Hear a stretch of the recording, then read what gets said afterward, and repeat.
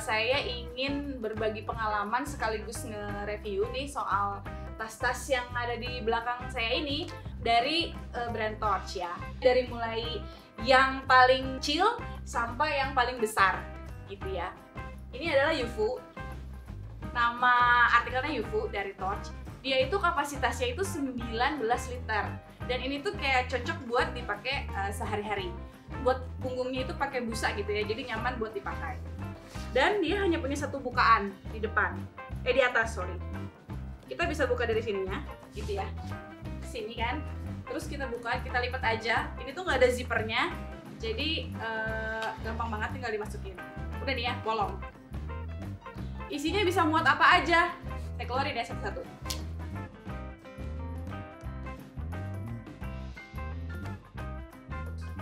Habis. Jadi ini bisa dipakai banget buat daypack. Terakhir, fitur yang paling oke adalah rain cover. Jadi setiap tas Torch itu dapat rain cover for free. Khusus backpack. Ada di bagian bawah. Oke, kita lanjut ke Atami. Untuk Atami ini dia sampai 30 liter kapasitasnya. 30 liter itu ya segede gini nih ya. 30 liter itu bisa buat kamu kalau traveling paling cuman 1-2 hari gitu ya, cuma bawa baju ganti. Atau kalau misalkan kamu biasa berolahraga, jadi pulang kantor, pulang sekolah, atau pulang kuliah, itu kamu olahraga, ini tuh tasnya cocok banget buat bawa baju ganti yang 2-3 pasang lah ya. Jadi di sini saya taruh laptop, ya, bisa taruh laptop di sini khusus. Fitur yang paling oke adalah ada tempat buat sendalnya atau sepatu di sini. Jadi kalau mau olahraga, sebelumnya pakai high heels terus bawa sepatu olahraga, itu bisa taruh di sini. Ini keistimewaannya dari Atami. Terus kita juga lihat di sini si lega banget, ditaruh apa aja bisa. Jangan lupa ada kompasnya ya. Setiap tas Torch itu dilengkapi dengan kompas. Ini bisa buat taruh tumbler. Tapi sebelahnya ada dua. Jadi bisa dua di sini. Lanjut ke Tokyo. Si Tokyo ini bisa sampai 3-4 hari ya, karena dia kapasitasnya 35 liter. Jadi kalau tadi cuma bawa 3 pasang baju, itu kayak bisa sampai 5 atau 6 pasang sih, tergantung ininya ya, ketebalan baju. Terus saya pindahin ini sih. Nah, kita lihat isinya ada apa aja. Dan ini tuh aman karena kita bisa ada strap yang buat pengaman dari si ininya, bawaan kamu. Kita buka. Ini tuh udah kayak koper tuh.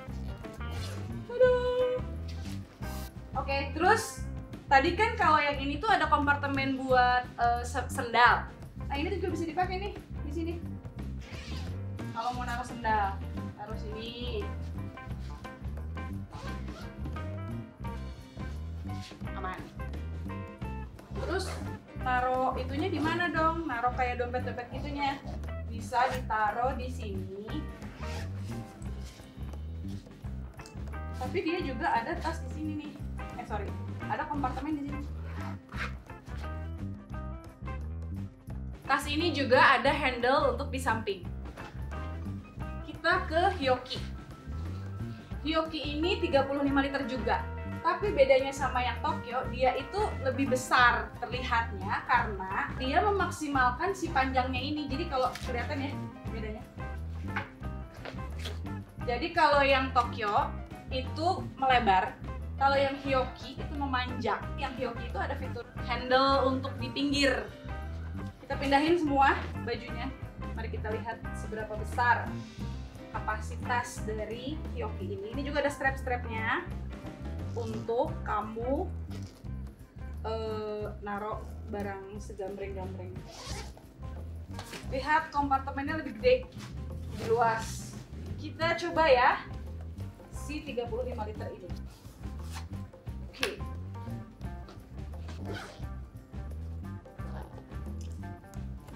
Jadi si zippernya ini dia double ya, gitu. Jadi dia tergantung kebutuhan. Misalkan cuma mau ngambil di bagian kiri aja ya buka yang ini.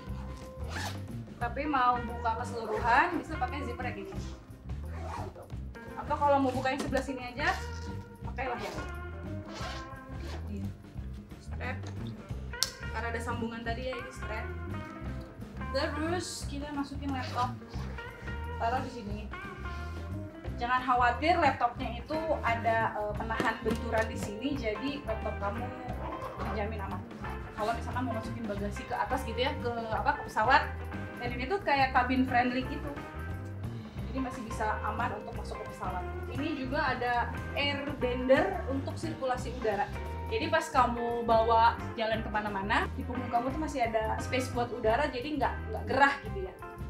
Terus ini karena kapasitasnya lebih besar, maka dia dilengkapi dengan pengaman buat di bawah, ditaruh di sini. Jadi kamu kalau mau jalan-jalan itu bebannya jadi nggak cuma di bahu, tapi dia juga bisa nge-strap di sini supaya aman bawanya, nggak kena guncangan-guncangan gitu lah. Dan kamu juga kalau ketika traveling ya bisa juga pakai waist bag-nya. Jadi misalkan ribet sama ini, dia bisa taruh sini. Siap untuk berjalan-jalan.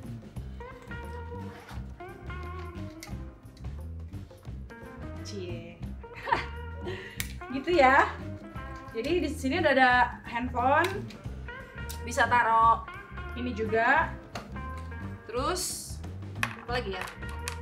Buku catatan kecil mungkin masih muat juga sih. Gitu. Dan permen, refreshment jangan lupa. Terus ini nggak bisa sih.